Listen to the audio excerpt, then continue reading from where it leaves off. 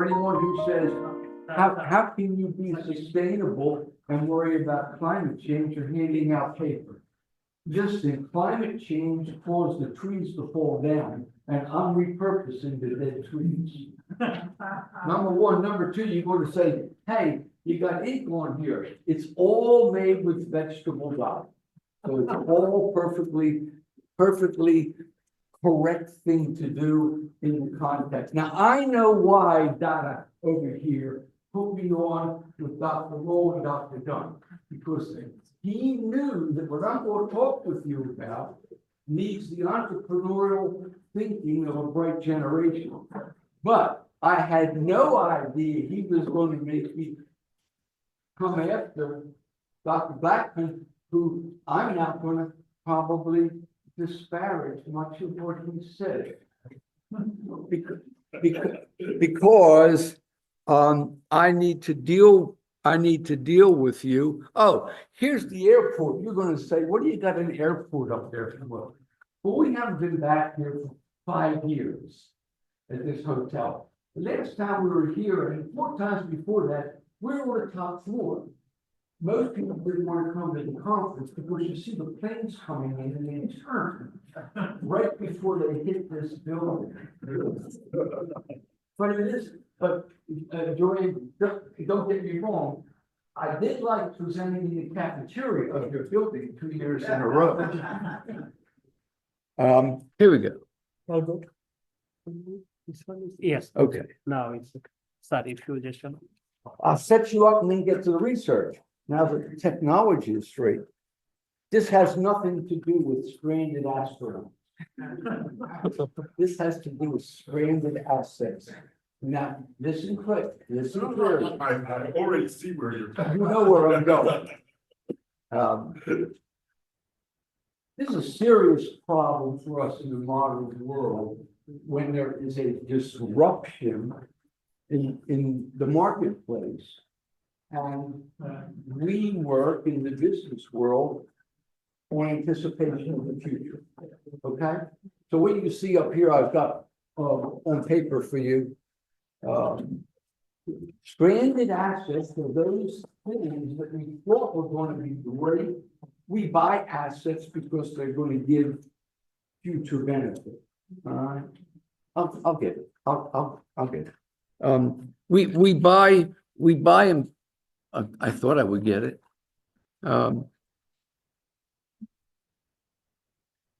Here we go again. Okay. We acquire valuable resources because we think they'll help us create value. We look ahead and we figure these assets will help us. We do the same thing with our students. We give them educational value, which is useful for a long time. We think, but sometimes there are disruptions. And sometimes disruptions occur, but we don't pay attention to them. As we have not paid much attention to the environmental change that's been going on since the beginning of the Industrial Revolution. It was slow at first, probably until after the Second World War.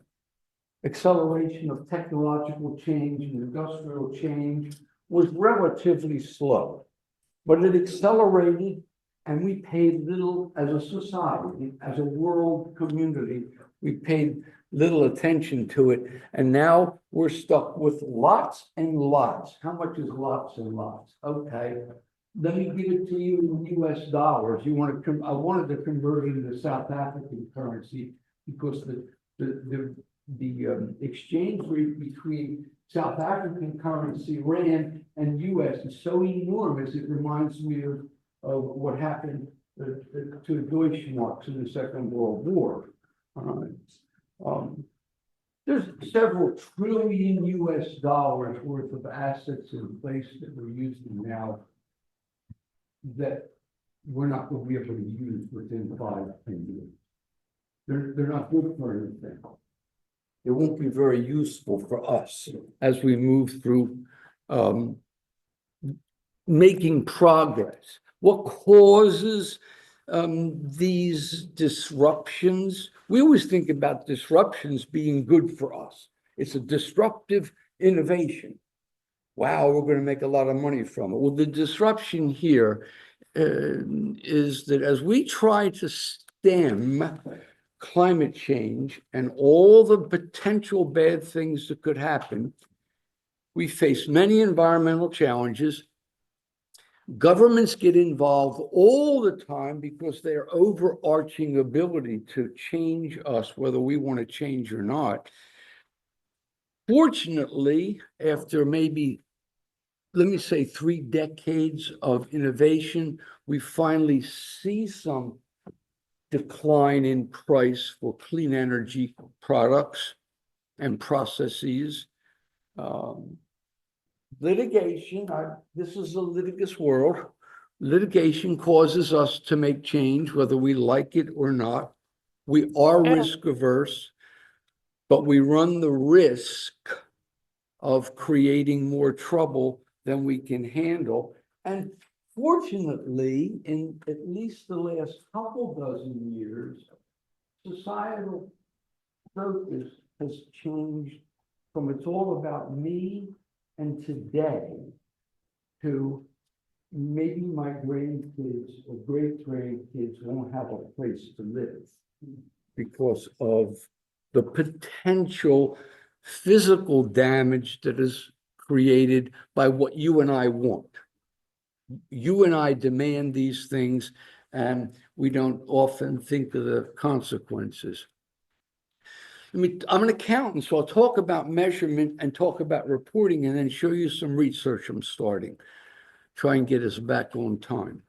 First of all, what we would like to measure, and my economist friends would like to help with this, is what's called the social cost of carbon. Well, that's the damage created from greenhouse gas emissions. We're not going to stop greenhouse gas emissions.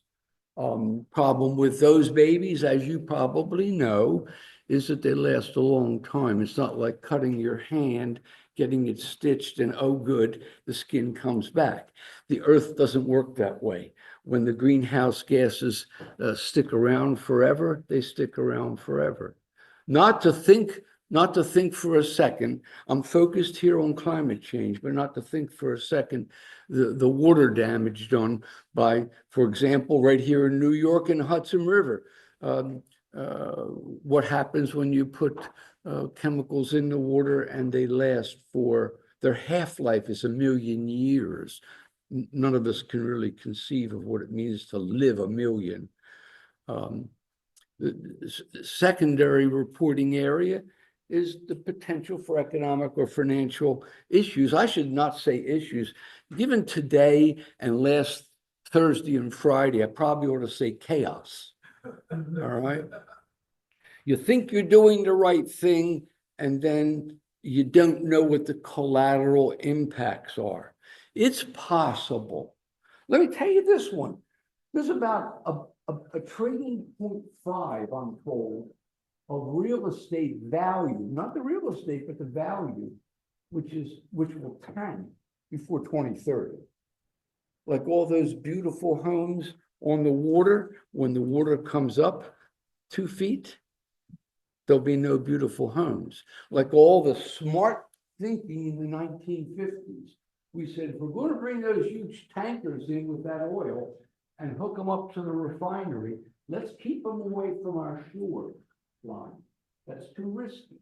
So we built these wonderful apparatus devices to hook the pipeline to the ships in the bay or the ocean or the river to bring the oil for the tanker, keep it away from us. Unfortunately, they built it for the high mean tide of 100 years, and they forgot that that was the prior 100 years. And those babies, that's about, I'm told, about $500 billion worth of hardware, which will be useless because it'll be underwater. And the idea of keeping the ships away, great. Look at the consequence now when the tide goes up. 4 or 5 inches is all we need to wreck all of that apparatus. And now to me, there are reporting, there are accounting for these things. There are issues of concern here that interest me because I'm an accountant. Academic accountant, nonetheless, still an accountant. And so I'll show you the research.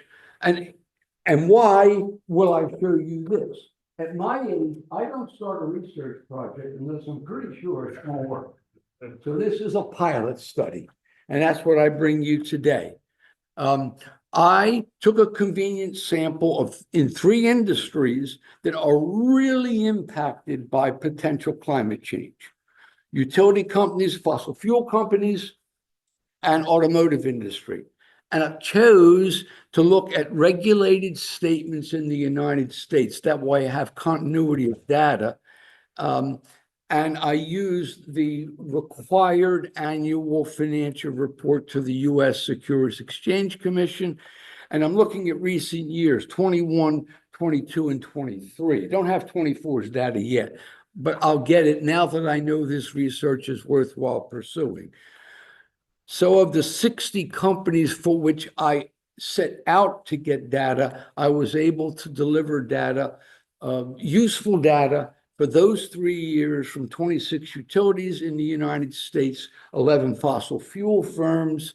A word about fossil fuel: 90% of all the buried in the ground coal will never, ever come out of the ground.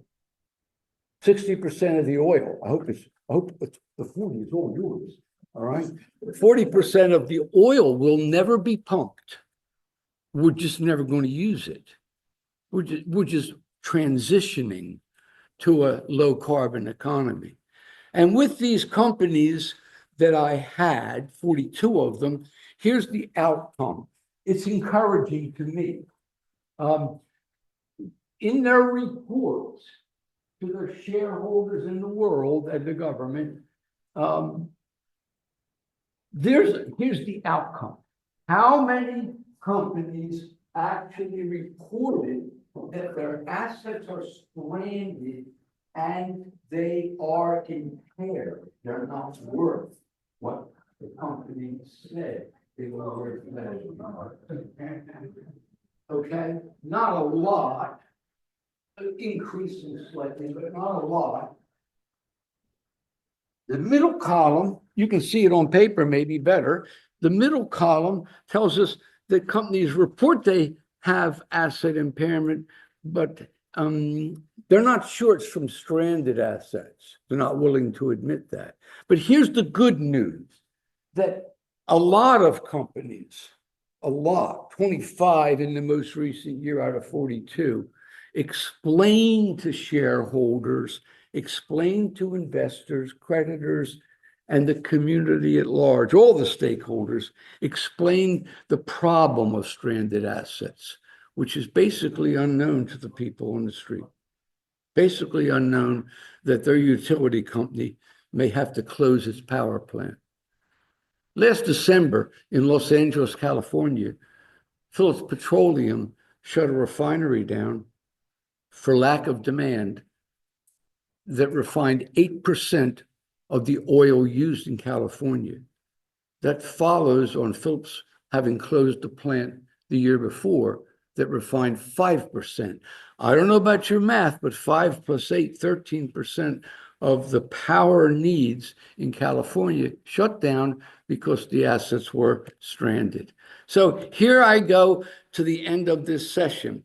It appears as if people are making an effort to adjust to the reality of transitioning over 20, 30, 40 years to a low carbon economy. Preliminarily, just from my little tiny pilot study, I know it works. So now I'll come back with you next year, maybe in Oxford, with a couple hundred companies worldwide. It appears that they're willing to disclose now what's been hidden for probably 30, 40 years, that you may be smart in getting assets, discovering oil, finding resources, building new refineries. You may be, but then again, you don't know. you don't know. And I leave for you, for your friends, your colleagues, your younger colleagues, particularly new PhD folk, no one's studying the collateral damage here. No one's studying communities, local tax base, employees, and other systems that are all connected. You know, when a company has to shut down a plant because its product is no longer needed, and they put 700 people out of work, there's an enormous economic detriment. I appreciate your time. I'm sorry about the technology glitches, but maybe you have time for a question, maybe you don't. Professor, I think